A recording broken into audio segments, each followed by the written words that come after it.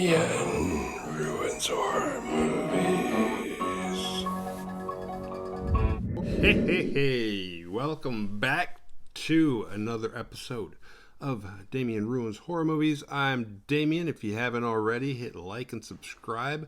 We're about to hit number 7, Friday the 13th. Came out in 1988. It's The New Blood. And the movie it took a couple movies off, but then this one, I don't know, it's almost like they thought, well, it's going to be the last one. I think I don't know what a good point to say that at is, but I think after a while they were getting to a point where it's like, okay, this one's going to be the last one. Okay, this one's going to be the last one. All right, now this one. And I think with this one, they're like, this one's going to be the last one. So we're going to do a series recap. And it's like 3.5 minutes long, and it feels longer. Especially because that's like 3.5 minutes long, where it's like it starts from the beginning, takes us all the way up to the last movie, and then the opening credits go, which take like another 2 minutes. So like 5 minutes of this movie is just like waiting for it to start. So the movie begins with a little girl, a little blonde-haired girl. She looks like the little girl from Poltergeist. And I think this came out a little bit before Children of the Damned. It's kind of that sweet, creepy, blonde-haired kid where you're like, kid gives me the creep. Which is weird because, like, Drew Barrymore as a kid actress doesn't have that creepy vibe at all. Never did. But these girls, maybe it's the characters they're playing. Maybe it just creeps me out when girls, little blonde-haired 7-year-old girls have like creepy powers. Maybe that's just creepy to me. I don't know. But anyway, it starts with her like running away from her dad. And she gets into a boat and she kills him. That's how we figure out that she has powers. She can make shit happen.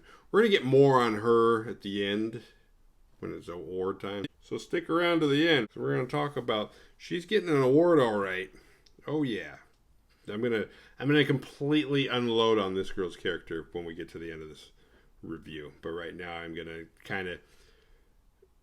going to give you what the movie's showing you. I'm going to give you a little bit less because, got to keep those heartstrings playing. So she kills her dad.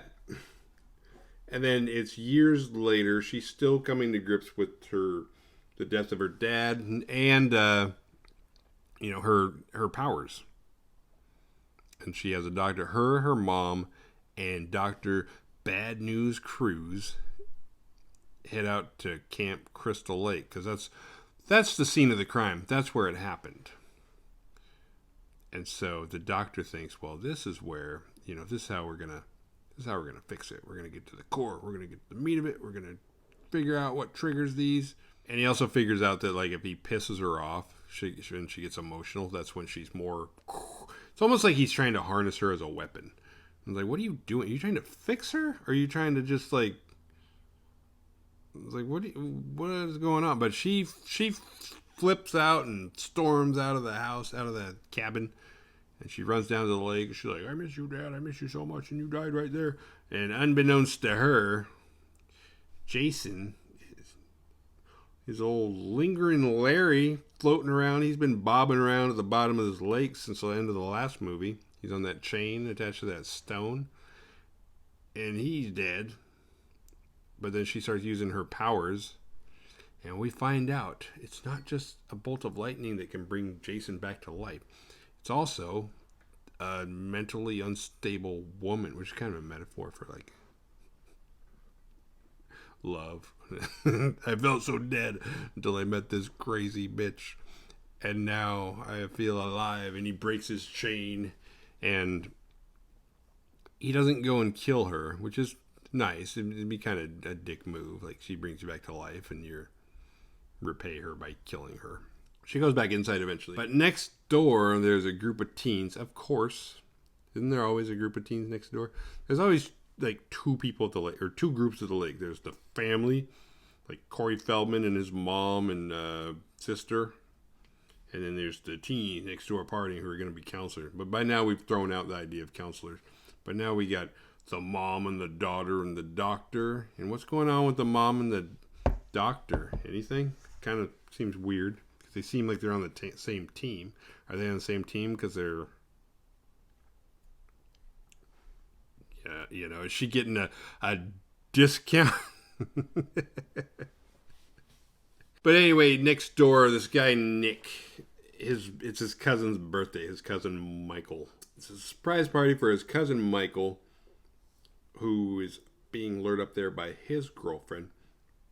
But little do Nick and all that group that are waiting for him know is that on their way up there, they had a little car trouble, and so they're walking it from there, which is kind of funny. It's like his girlfriend ends up breaking the news to him. It's like, okay, look. It's not just you and I camping. It's a surprise party for you. There's a bunch of people waiting for us. And this is before cell phones, so it's like, we got to walk. But then it shows signs like Crystal Lake, 5 miles away. It's like, you guys are just going to walk 5 miles? We're just going to leave the car and we'll just walk 5 miles. 5 miles, it's like, it's going to take you at least an hour and a half. Which I guess, I don't know. They're young. To me, I'm like, Jesus Christ. I'm not walking on dirt for 5. But then Michael stops because he's got to take a piss, and that's when Jason gets him. But Jason gets his girl first, and Jason does this weird thing where he like stabs her in the face with something, and they're nowhere near a tree. And then Michael gets done pissing. He walks over, and she's like pinned to the tree. And he's like, "Oh my God, what happened?" And then Jason comes up and is like, takes it out. It's this weird, like, why did you hang her on that tree? You didn't have to. It's not like you killed her and she was stuck to it. So you killed her, and then you're like, I think she'd look better over there. And you, like, hung her up so Michael could see her for a second. But then you realize you only had one weapon, so you're like, oh shit, I need that. You took it down, she drops, and then you go kill Michael. And it's weird. It's like, come on, Jason. You're 7 movies in. Get your shit together, all right? Or you're going to end up at the bottom of that fucking lake again. Nick invites Tina over to the party. He's got a little thing for her. So Tina goes over and she's hanging out. Everything's okay. And then she gets like this vision of one of the guys that are there being killed by Jason, who she hasn't actually seen yet. So now apparently she can see the future because otherwise she has no idea what Jason looks like. As far as we know, there's nothing in this movie that's indicated. And there's nothing by the end that indicates that she is aware of Jason Voorhees. Which is weird because we're 7 movies in and most people in these movies are like, oh yeah, I know that story. You know, they know something, whether it's true or not. But her, she's just like, oh.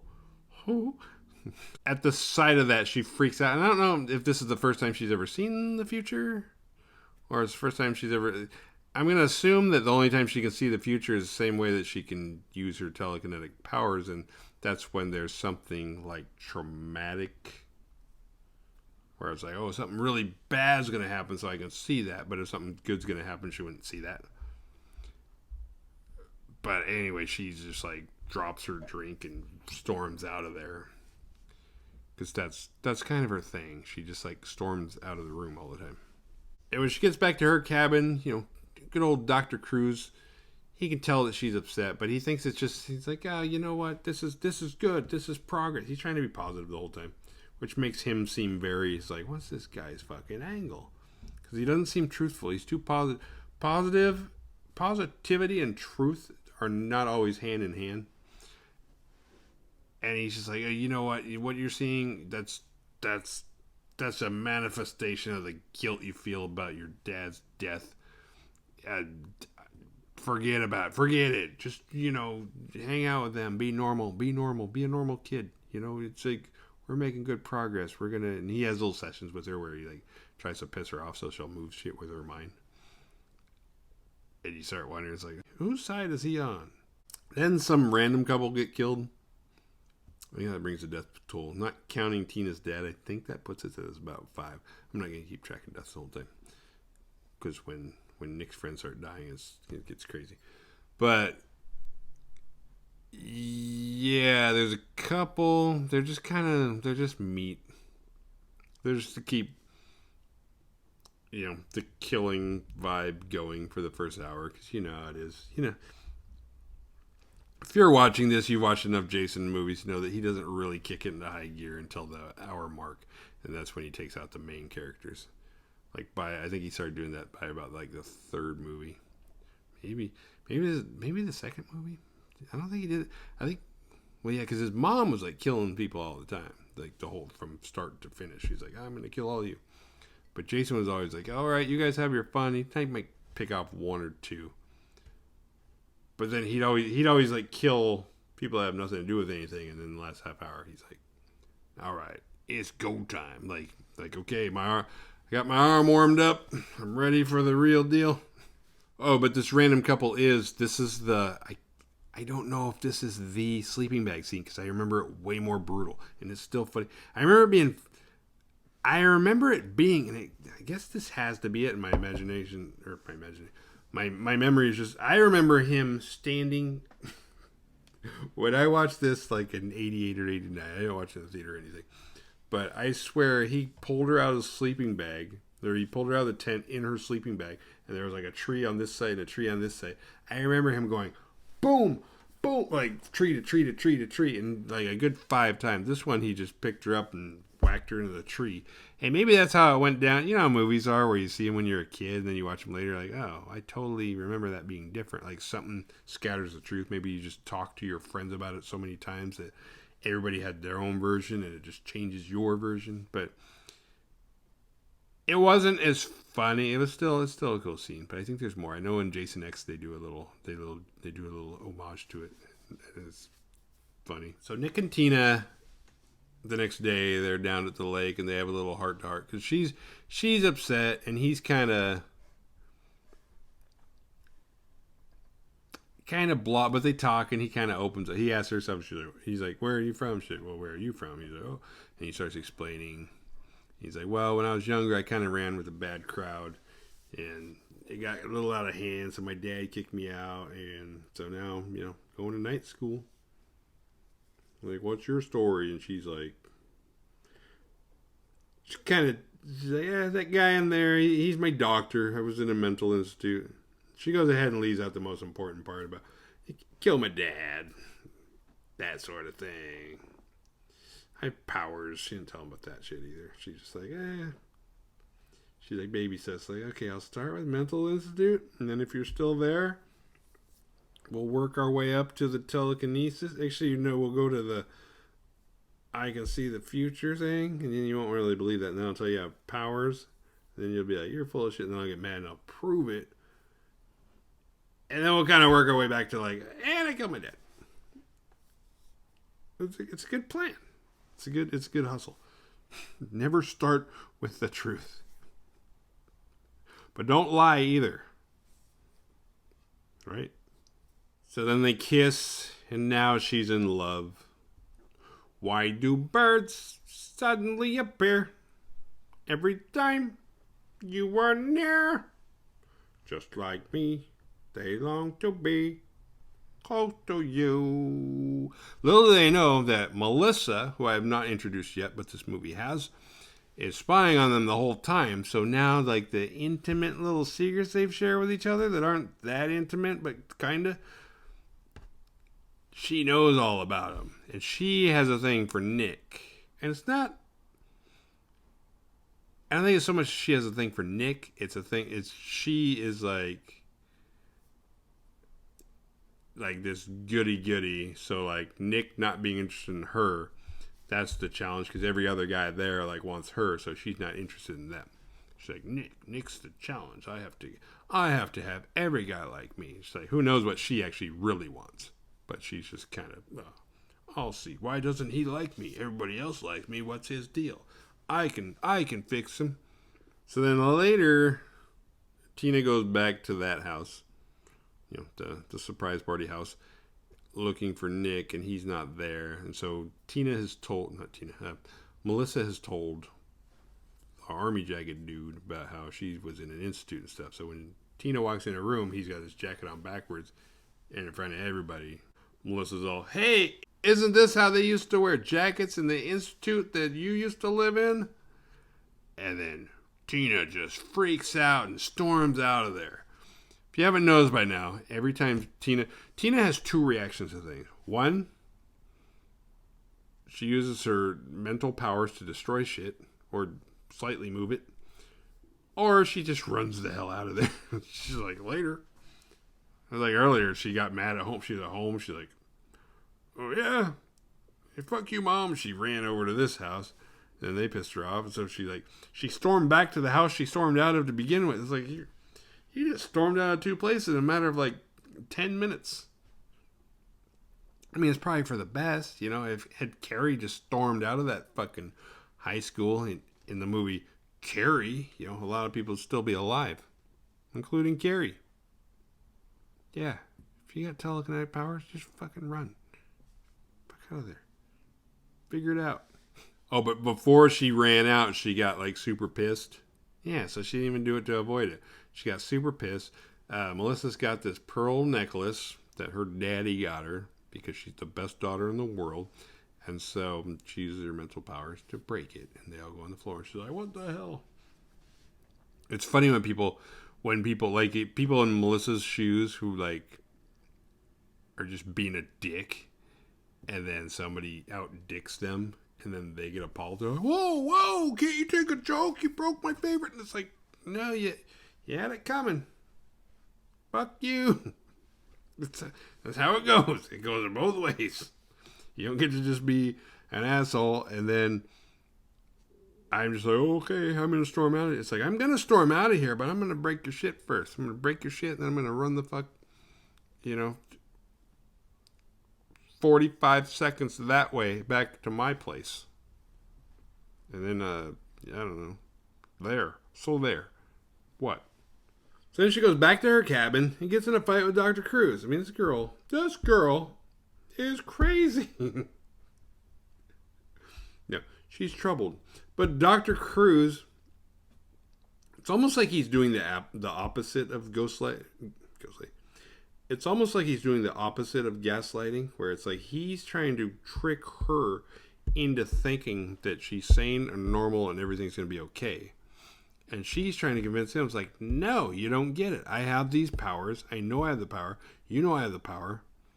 And now I have other powers that I know I have, and you're telling me I don't have them. It's like, I know what I have. So if you believe I'm telekinetic, why wouldn't you believe I'm psychic too?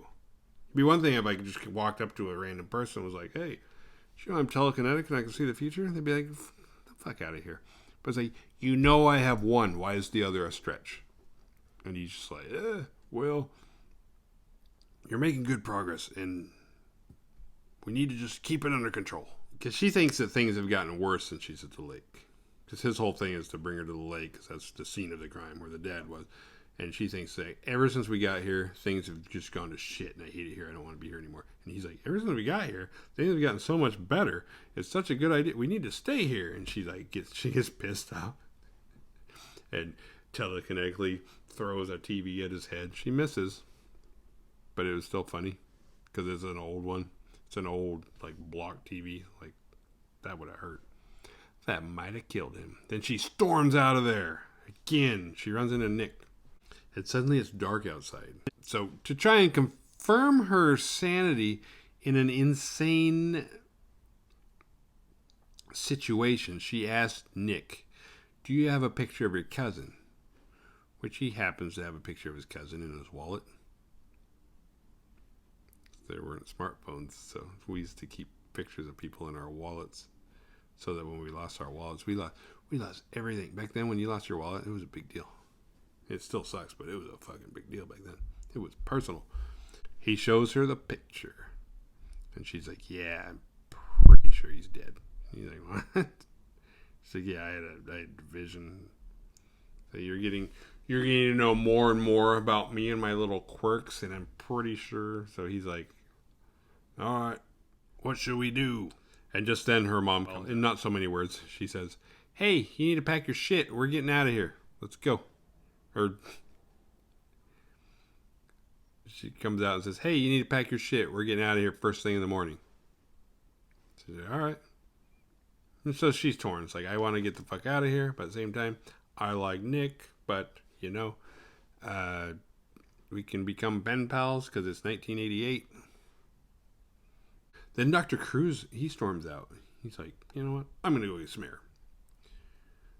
I don't know, like he's trying to figure out, it's like, how can I keep her here? Because he's got some weird angle. And there's a weird thing, because now the mom goes into the office, because the doctor's office is not like his personal office, obviously.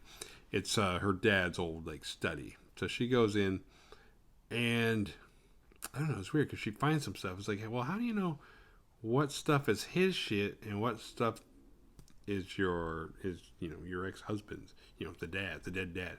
How do you know when his shit stops and the other guy's shit starts? Because she finds like Jason Voorhees articles and stuff in there, and it's like dun dun dun, because there's other stuff in there. There's like this piece of metal thing that she tried to show them earlier, because after she saw the dude get killed, when she saw the vision of him, she went back and there was like this metal thing sticking into the door, and she's like, I think he's here, we gotta go, I'll show you. And she goes to show him, and it's gone. But now that piece is in the drawer, the doctor's drawer. So it's like, what the fuck, what is this doctor doing? It's like, what? Because he's trying to, I don't know what his gimmick is or what his game is, his angle. I don't know what he's trying to do, because he doesn't really get a chance to. It's like, okay, you're bad, I think, but I don't know what your goal is. Because you're fucking with, I mean, it's like, okay, obviously you're fucking with her because you're trying to get an emotion out of her so that she will release violence with her mind. I understand that. I just don't know why you're doing it. I don't know what the goal of that is.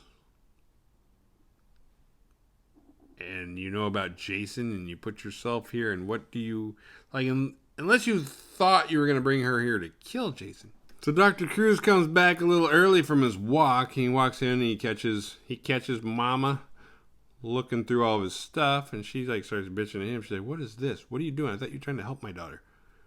And then like at that same time, Tina goes walking down the hallway, and she can hear everything through the door, and she's like, "Oh, you motherfuckers, I knew it. You're against me." So she storms out again. This time she grabs the keys, hops in the car, and drives down the road. But when she drives for a little while, and she runs into Jason and her mom. She sees Jason killing her mom. It's not really Jason killing her mom. She sees the future, and she loses control of the car and she crashes. So she's like, I gotta go back home. So Dr. Cruz and mom, old Mama Bear, they hop in the car and go looking for her. They don't find her right away. Nick finds her. Nick's on foot. Nick's like, "Hey, what are you doing?" And then they're walking, and they see like Nick's dead cousin hanging in a tree. Not hanging, but like laid. I don't know. And they're like, "Oh my God, horrified! You're right. We gotta get back to my cabin and warn the others." But it's a weird prophecy, because Tina sees her mom being killed by Jason. So she loses her focus, crashes the car, doubles back to save her mom from being killed by Jason. But at the same time, had she not stormed out of the house in the first place, her mom would not be in the middle of the road getting killed by Jason, because that's kind of exactly what ends up happening to her mom. Nick and Tina go to her dad's study where old Cruz has been hanging out, and because in one of the drawers is where he has his gun. Neither of them really know how to use a gun, but they go and get the gun anyway, because it's like, hey, we're in trouble, we should get a gun. Okay, cool. You ever shot a gun before? No. Is that gun gonna be helpful then? Maybe. I guess it's better than no gun. And while this is happening, because Nick wants to go over next door and save all the people who aren't necessarily really his friends or his cousin's friends. He's just kind of there because he's the cousin. But Jason's already picking them off one by one. He's like, looked at his watch. He's like, oh shit, I got 25 minutes of the movie left. Die. Die. Die. Stairs. Die. So he's just walking through people. And one of the dudes. Like, I don't. The characters in this movie, and it's not really like a detriment to the movie, but the characters in this movies were very, I don't know, not interesting. It was kind of obvious. Like, okay, these are the characters I got to care about. These are the characters that are going to die. So I'm paying attention to the A story and not the B story. And so, like, one of the guys. This is the funny part. One of the guys is like trying to hide and he opens something and there's a fucking cat jump scare. A cat jump. There's been no cat in this whole fucking movie up until this point when this guy opens like a drawer and this cat's like, "Row!" And he's like, what the fuck? They're like, dude, you can't have a cat jump scare like an hour and 5 minutes in the movie when you haven't introduced a cat until that scare and then the cat jumps out and then he's gone. The cat had one scene. Right, so old Mama Bear and Dr. Cruz are out there and they run into they find the car that Tina left behind because she crashed it and didn't bother to like see if it worked. She didn't work too hard. She just started running. So they're like, oh my god, here's the car. I hope she's okay. And then Jason finds them. And hopefully my theory about Mama Bear and Dr. Cruz shacking up,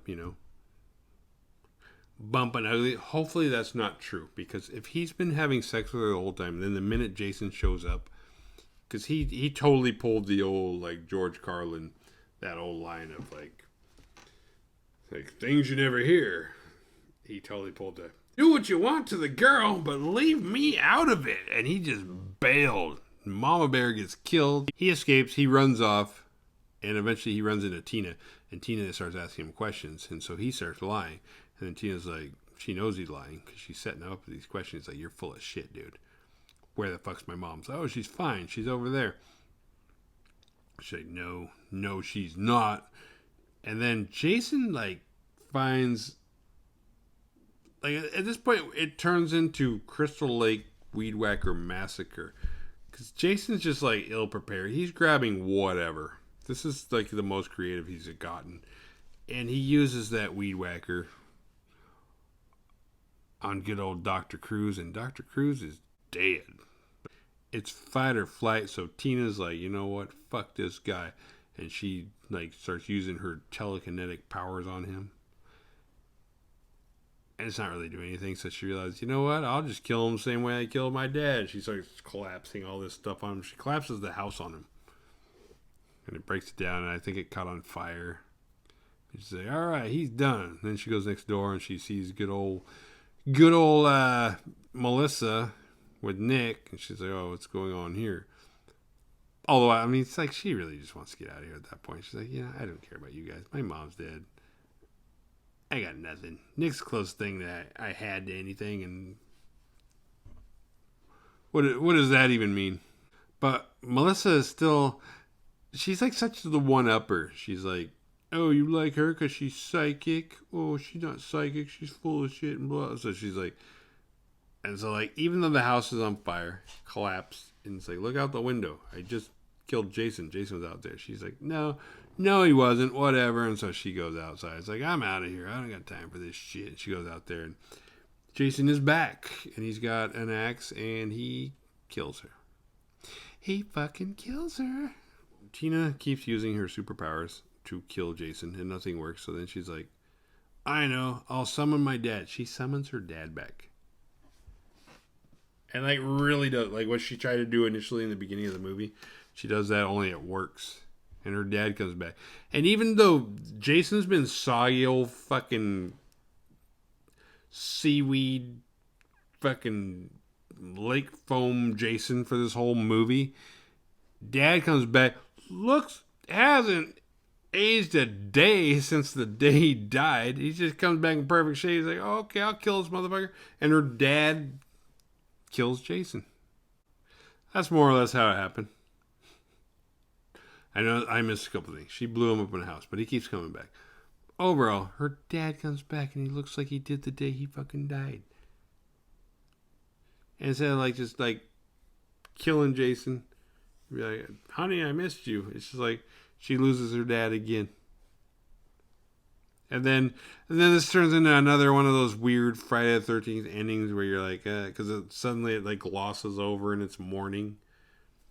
And the ambulance is there and the cops and they're like, oh, everybody just lay still. Don't move. Don't think. Don't try and talk. This, that. And you're like, well, what really fucking, did her dad really come back? I mean, it's kind of a brilliant way to end a movie, but it's also, because it makes it that fog of like, well, that really happened. But it gives them that license to be like, we don't know what really happened. Oh, actually, what really happened was.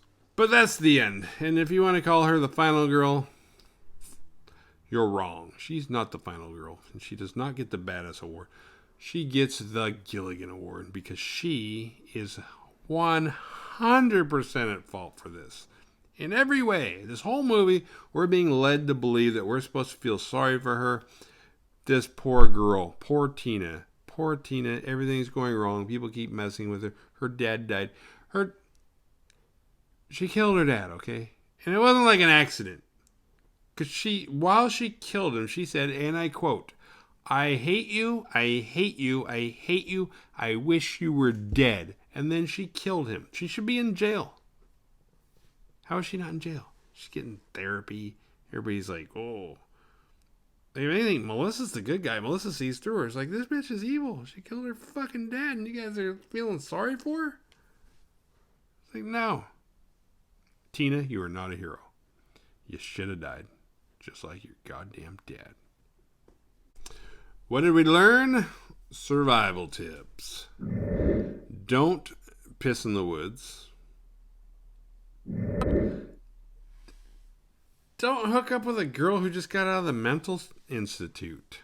Red flag. And don't go skinny dipping in the middle of the night. Don't go skinny dipping at all. I don't even like the word skinny dipping. So 80s. Alright, that's the end. I'm going to try and get one more for the month of November because this is the October one and it's a little bit late. But next Friday is Friday the 13th. So the final one will be the one I'm most dreading. It is the Jason Takes Manhattan. I'm not a fan of that movie. I hated that movie. Maybe I'll like it this time. I don't know.